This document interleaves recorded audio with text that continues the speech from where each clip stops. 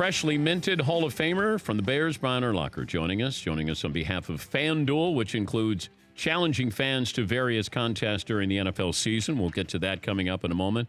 Urlacher. Does it matter? Well, it depends on who you ask. I say Urlacher. My family, the Urlacher side, says Urlacher. Wait, your family even screws it up? So I believe it's Urlacher. That's what I'm going to go. You believe it's Urlacher? Well, they say it is, and it is. All my uncles on the Urlacher side say Urlacher. But then when I got to Chicago, it was Urlacher. I'm not going to correct you when you say Urlacher or Urlacher. But it rhymes with linebacker. It does. That's what they did. That's you got to run with it when you get something like that. You know? Got to go with it. It's not Linebacker. No, it doesn't sound as good. Yeah. It could be. It's good to see you. We were wondering if my 4 Danettes jumped you right now in a real fight. So they jumped on you. Yeah. So let's say you walk down an alley here in New York City, and you got these four guys. Yeah. Just them, no weapons. No weapons, just them. We're going to have a good one. Do you think you could take it? I mean, I think I could. I mean, it's going to be a good one. They mean, what if they're UFC guys or something? No, they're not. Because you could see guys like just normal guys, but they're UFC fighters. Different story, but they're not. I can get them. Have you ever run into somebody who wants a piece of you? No, not publicly. Not publicly, no. Nobody ever says, "Oh, you don't look that tough." Everyone's like, "I thought you'd be a lot bigger in person." Thanks. What do you weigh now? 250, 245, something like that. Okay, and you played at 55. Okay, so I'm just lost a few pounds. Yeah. My weight fluctuates. So I'll wake up at 242 and go to bed at 250 and wake up at 243. It's really weird. My weight fluctuates like 8-10 pounds a day. I think it must be water weight. Like I'm a boxer or something. But do you ever want to hit somebody? No. Tackle, hit, punch, anything? No, just tackle. No, I do not. You don't miss that? I don't miss that part, no. I don't miss my body being sore. I don't miss sitting in meetings for 4 hours a day. I don't miss any of that stuff. Yeah, I would think that you'd still want that feel of just, like, what's the perfect tackle feel like? Good. It's just, because sometimes you hit a guy and you kind of feel him wiggle, and there's times when you hit guys and you're like, there's no movement at all on either side. That's how you, like, in my opinion, that's how you know it was a solid hit. I asked Ray Lewis about this a couple of weeks ago when I saw him. I said, you and Brian tackled correctly. But, right, you wouldn't, I don't know if you'd have to change anything I'm not sure now right? So how many times in a game do you have a perfect tackle? Not very often. Not many. You really practice those perfect tackles all the time, and you never get them in the game. But you didn't launch. No, we didn't launch. Like, you guys wrapped up. Yeah, you wrap up. Well, that's, That's a lost art. It really is. Now that it's which I agree with, get your head up and see what you hit. But in the end, you got to get the guy on the ground. I don't care how you tackle him. You got to get him on the ground. And with the rules today, if you're thinking about where you're going to put your helmet or where you're going to hit a guy, you're probably going to miss a tackle. And that's what it's come to these days, is just there's too much thinking involved in the tackle. You ever knock yourself out hitting somebody? I got knocked out and knocked myself out. 2003, we're playing at Denver, and we're playing Portis is the running back, and I'm coming off a block, and I spin, and I hit him, and we both fall down, and I fall asleep before I hit the ground. I missed 2 plays. And now it would be 2 weeks, a month, or whatever. But back then, it was 2 plays and go back in. But what do you remember when you went to the sideline? Like, how do you get back into the game? The trainer was like, "Hey, are you okay?" I was like, "Oh, yeah, I got dinged up pretty good there." But because it happens so often. That was your medical clearance? Yeah, I was like, "Dang, Tim, what happened?" He's like, "Oh, you got knocked out." Well, you got his name right. Yeah, well, I feel good. He goes, "Remember this?" I'm like, "Okay." He asked me later. I'm like, "Oh," he goes, "Oh, you can go back in." That's it. Now it's just so much different. But you wouldn't change your tackling approach right now. No, I feel like my approach even in today's game. No, I feel like my tackles will still be legal. There's. I did get fined sometimes for helmet to helmet and all that stuff, but that's just going to happen, being aggressive. I wonder how this is going to be called. I wonder if we start out and we're really strict and then we ease up, sort of like pass interference was. Yeah, I don't know. What makes the most sense? Why can't you review this penalty? College ejects 5 guys a game for the targeting rule. Why can't the NFL go back and not eject guys? I think it's silly to eject guys in college as well. But why can't they review these penalties? They're big points in games. 15 yards is a big deal to a defense in a football game or an offense, however you look at it. Why can't you go back and review these things? They review every damn thing in a game. Why can't you review that? I'm waiting for a rule to come in that helps the defense. Me too. They've taken away everything. I just wish they would let the guys. In college the corners can bump and run the whole way down the field unless the ball's in the air. I wish they'd do that in the NFL as well. The 5-yard rule is, I think, handcuffed the defense the most because the corners got, 5 yards is not that far. And same way with the tight ends and the safeties guarding them. It's just hard, man. The Bears getting Khalil Mack? Yes. So excited. How good was that? That's a steal. 2 first-round picks, no problem. Yeah, you can have them because you don't know if those picks are going to pay out for you in the first place. And now you're getting a guy who's an all-pro at 2 positions, an outside backer and a defensive end in the same year. Defensive player of the year, sign me up. And then you paid him, which I don't understand. I heard you talking to Nate, how they didn't pay him in Oakland. Or I don't know how they couldn't. But I don't know what John Gruden's doing. It almost feels like he's saying, I got this grace period in Oakland. I want to build this team up and be ready to go in Las Vegas. That makes sense. They have more, they don't pay one guy, it frees up more money for other guys you can pay, and you got more picks down the line from the Bears. Yeah, but you're paying Carr now to be great. Yeah, but he's your quarterback. I know, but I'm saying... And that's why the Bears can afford to do this with Mack, because their money's not invested in their quarterback yet. Down the line, hopefully they will be in Mitch, but I'm so ecstatic that they got him. I was already excited about the season leading up to this point. Now I'm even more excited. Yeah, I was too. In fact, I was telling my guys, I said, I really like the Bears to make that jump because it feels like they got weapons, but it's really Mitchell Trubisky. It is. You know what? Unfortunately for them, they run the ball really well. Jordan Howard's a good running back. I don't think he gets enough credit for what he does. Tariq Cohen's a good player. He changes things up. They got some receivers. They got, is it Robinson or Hearns from, which one do we get? I know Hearns. Robinson from Jacksonville. Anthony Miller, second round. Yeah. Right? Yeah, Robinson. Allen Robinson. Yeah, right? Allen Robinson. Yeah, okay. Yeah. I thought you said Nate. I thought he played basketball. Nate Robinson, yes. Nate played basketball. Did play, yes. Yeah. It's Nate Burleson, not Nate was just... Nate anyway, Allen Robinson, like I first said. And then you got Kevin White, who's healthy. Trey Burton, Gabriel from Atlanta. You got some weapons over there on offense. And Nagy running that offense. I think they can do some things that did there in Kansas City as well. Why were you always the spokesperson for the Bears and Jay Cutler when you weren't even playing anymore? I don't understand. You were the man. go-to guy whenever something would happen, something go wrong, and then they'd go, hey, let's get Urlacher on. Yeah, what do you think about Jay? I don't know why I'm always that guy. When I played, I always said the right things publicly. I still say the right things now. But Jay never said anything. But he did. Who cares? I don't feel like people feel like he owes people an explanation, I guess, but he doesn't. He is who he is. That's just him. How talented was he? I was talking about you earlier with you. He's talent-wise, I put him in the category with Aaron Rodgers. Physically, running around-wise, arm strength. It's just the decision-making process wasn't quite as fast as Aaron makes decisions with the football. Well, nobody is. No. Well, there you go. Yeah. So, yeah, but athletically and arm strength-wise, Jay's up there with all of them. The quarterback, though, that you love that chess game with, did you ever have that where you go, like Zach Thomas and Peyton Manning, it was Aaron, because we played him twice a year, and, he knew we were going to be in cover 2 every play. And there's one game we ran 47 snaps in the second half and 46 for cover 2. And we won the game. It's just what we did. But, they would do we knew what they were doing. He would see our defense. He'd see cover 2. He'd check to a run. We'd check to cover 1. He checked back to a pass. It's just, it went back and forth until there was like 5 seconds on the play clock. And then whoever But is he snarky at the line of scrimmage? Yeah, he's great. He was great. When well, how's it work, though? So he comes up. So he comes, they do the leg thing. They start doing theirs. And then he's like, go in motion. And he goes, like that. And then no one moves. And you're like, oh, we got to get to our defense. And it's like, oh, crap. Now we're out of position. And then he checks to the play that the defense we're in, and then they usually get the right play. Because all this stuff right here, you got to be set when they do that, Because if you're not going to be ready.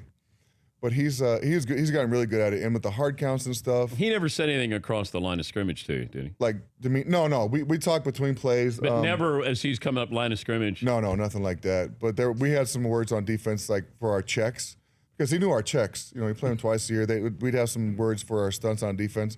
They would have to change every week because of him and their offensive line. So there are some funny words we used throughout the course of our games. Like what? I probably can't say them on your show. Well, are they curse words? They're not curse words, but they're words that they shouldn't probably say on TV or radio. Sorry. Can you mouth it? Oh, okay. We came up with these buzzwords in practice. We get words that start with a P. Yeah. Pirate was our big check, so we would get words that start with a P for our pirate checks. And with a Y? Yeah, there you go. Okay. Yeah, okay. Just anything that would get Pony. Pony. Yeah, pony. Big pony, yeah. Did he laugh when you made Yes, these he checks? did. The first time we said big pony, there was a lot of Did he think you were talking about him? He knew it was a check. He knew it was a check, and the linemen were laughing. He was laughing. It was Maybe he was a big Sopranos fan, and he knew the character in Big Pony. Maybe so. Big, Good analogy. Possibly. Big Pony. Where is defense headed in the NFL?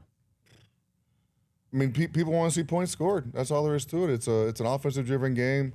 I don't know. Like you said, it's hard to play defense. Well, I can't speak from experience. I don't play anymore. But it's tough watching these games when the defense can't do anything right. They get penalized for everything, holding, and all these calls by the referees are debatable. It's all a judgment call. Holding on offense, holding on defense. Well, defensive holding is pretty obvious.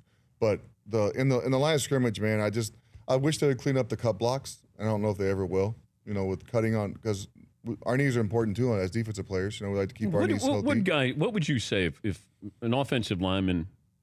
Oh, I used to go at it with Matt Burke all the time, the center for the Vikings, and now I think he's the head of the NFLPA or something. I don't know what. He's got a pretty good job now, I guess, from what I hear. But he would cut block you. We would get outside the pocket. Like, he was a good athlete, so he'd be pulling, and they run screens and draws, and he'd cut me, and I'm big. What? I didn't say it like this. I was like, "Why are you cutting me? You're 300 pounds. I'm 250. Block me. Stay up high and block me." Not those words, but there was a lot of conversations he and I had about him staying up high and blocking me. But that's your livelihood, and we don't care about the defensive players' knees, but we care about the offensive players' We care knees. about their heads. We care about their chest, their shoulders, everything else. But we don't worry about defensive players anymore. Your kids playing football? My son plays this year, tackle football. Played last year. Didn't play a whole lot last year. Didn't get really into the game. But this year he's starting both ways for his team. Mom's okay with this? Yeah. It's football. It's a great game. It's. I mean, he wants to play. I'm not gonna say no, you can't play. I said, let me just tell you one thing before you get going is they're gonna get hurt. Just a matter of when and how bad. So just know that going in, and he loves it. His buddies play. He plays with them, and they have a good time. How tough is it to be the son of Brian Urlacher? Well, we live in Arizona now, which is nice. So the expectations aren't as bad, I think, as they would be in Chicago, but. He does get some flack sometimes. I mean, he's a little guy right now. He's just like me when I was his age. I was tiny as well. I didn't grow till later when I got freshman, sophomore, junior in high school. And he's hopefully going to be the same way because I was a little guy like he was now. Where do you think you would have got? How many scholarship offers? I had one. New Mexico's the only offer I got. That's it. So I took a visit. I didn't even get offers from small schools. I didn't get there. We have Eastern New Mexico. This is 90 miles from where I grew up. They didn't even recruit me. Texas Tech wanted me to walk on, and then Coach Fran, I took a visit to New Mexico, and he was like, "We want to offer you a scholarship. If you don't take it now, we'll give it to somebody else." I was like, "Well, I'll take it. Sign me up." And then after I got back home to Lovington, like the next week, New Mexico State called and said they wanted to come down and take a visit. I said, "I've already committed to you." But you were returning punts? In high school, I was. Oh, okay. I did in college as well, and kickoffs. That shows you how bad we were. That shows you how much speed we didn't have. What are you doing with FanDuel? It's called a gridiron pick'em. So all you have to do is pick the winners every week in the game. Are you any good at this? Well, I'm okay. So my wife plays fantasy, and she asked me for advice. I'm just not good. But picking winners, I can pick. Well, your wife is in fantasy. She does the fantasy stuff, and she asked me for advice, and I feel like I give her good advice, but it doesn't turn out being good in the end. The guys I told her to draft or play, it just don't turn out the way they should. Well, here's the problem. You never get credit if you're right. You only get blamed when you told me to take him. Yeah. Well, I also told you to take so-and-so, and they did great last week. Well, they were supposed to. That was actually my draft pick, and I'm like, oh, okay. Can't win. Do you think, would you ever place a bet on a game now that it's legalized? I've looked at some of the spreads on games. Yeah. Yeah. Did you know the spreads when you played? No. Heck no. I didn't. You didn't care? Didn't care. I mean, it didn't matter. Well, no, but it wasn't going to affect the way I played. But motivation, like you could go, they got us as a 2-touchdown underdog against the Packers. That wasn't motivation for me to try and beat someone. I mean, if you needed the spread to try and get you hyper to play or get you ready to play, then you're playing for the wrong reasons. Did you ever have a good pregame speech? Me? Yeah. Did I give one? Yeah. No. Never. Yeah, I did actually. The Hall of Fame game, I gave a speech to the Bears this year. Oh, so you weren't even playing. That was my first time. Well, they asked me to come speak just to talk to the guys real quick. It wasn't a pregame speech. It was like 2.5 hours before the game, but to come in there and just say what's up to the guys, and that was it. Wait, so why would you wouldn't be good at it? I'm not a good hype man. I mean, if you need a pregame speech to get you ready to play or to get you in the right frame of mind to play, then you're playing the wrong sport. You know, if you need someone's motivation to get you over that hump to play, then I don't feel like you're doing the right things. Do you think you could have done what Ray Lewis did? No. His dance? I wouldn't have wanted to. Oh, the dance? Oh, well, I don't know. If I practice it, maybe I could do it. Ray does it really good, though. His dance is smooth. You might have pulled a groin, though, doing it. Why would I pull a groin and he didn't? Yeah, he's a little more athletic, it felt. He had better dance moves. Wait. Hold on. So you think he was more athletic than I was, or dancing-wise? Dancing-wise. So you said more athletic, though. Oh, athletic as a dancer. Okay, I can go with that. No, Nate Burleson said you couldn't dance. I don't want to dance. Okay, but you have to dance if you're going to do Ray Lewis's dance. Well, if I practiced it and... Are you more athletic than Ray Lewis? I don't know. Well, wait, you were just arguing with me. Well, you said he was more athletic than me. Like it was just no, not even close. Ray's more athletic than you. That's basically what you said, right? He's more athletic as a dancer. But you didn't say that at first. How do you say this? Ray's a great athlete. I feel like I'm a pretty good athlete, too. I think you're a better athlete than Ray. I don't know. But dancing-wise... I don't think you could do Ray Lewis's squirrel dance. Not as good as he does yes. it. No chance. Okay, that's it. But that's not what you said. Do you want to hit me? No, I don't. Definitely not. Okay. Definitely not. Do you have one last hit in you? Because during the commercial break, I think Paulie wants to take a shot from you. This is my last one. I'm retiring after this, too. It's Urlacher. But you said that before. Was it? I didn't know we were going to have Brian Urlacher in studio. Yeah, but Clay Matthews hit you, and then you wanted to cry. Oh, he hit you? He gave me a little stab in the chest. And like he did that like the punch? Yes. In the solar plexus. That hurt my wrist. Yeah. I got a bad wrist. You're already hurt. I dislocated this wrist. I dislocated this wrist. I had a rough, man. Football's rough. But when you wake up in the morning, you're okay. I feel pretty good, dude. I go mountain bike riding every day almost. Okay. I love it. Okay. It's fun. You should try it. Because Ray Lewis does more than that when he wakes up every day. What? Is Ray in the Hall of Fame now as well? Yeah, I think he went in before you. Actually, I gave my speech first if you want to go by that. Yeah, but alphabetically, Ray went in before you. True. Okay. But that doesn't matter. We're in the same class. Once you're in the Hall of Fame, it doesn't matter anymore.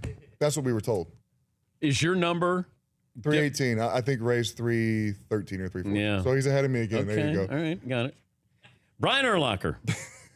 He's going to pop somebody during the commercial break, joining us on behalf of FanDuel. Is there a website? Is there anything? FanDuel.com. Okay. Yeah. Why are you all fired up here? Well, you got me all feisty. Okay. Call me a bad athlete. Ray Lewis joins us next. I love Ray Lewis. No, he's not joining us. Ray's great. Yeah. Can I listen? Wouldn't you like to? No, he's not joining us. Oh. Wouldn't you like to hit him? Not. Would you like to hit him? No. He looks like he's solid. Ray's 6'1", 250. Well, what are you? 6'4", 250. Okay. I'm tall. I'm lanky. See, the problem is I'm long. Like Nate was saying, my length is sometimes works against me, but helps me a lot, but works against me too. Man. Read top to bottom, left to right. If you were this feisty, the Bears would have won more games. Wow. Feisty. What was that? What was that? Did I say that? I thought that. Was that out loud? It was. Jeez. FanDuel.com. Brian, good to see you. We're back after this on the Dan Patrick Show. Yeah, let's do it again. So much fun. For more Dan Patrick Show, tune to Audience Channel 239 on DirecTV or download the Dan Patrick Show app.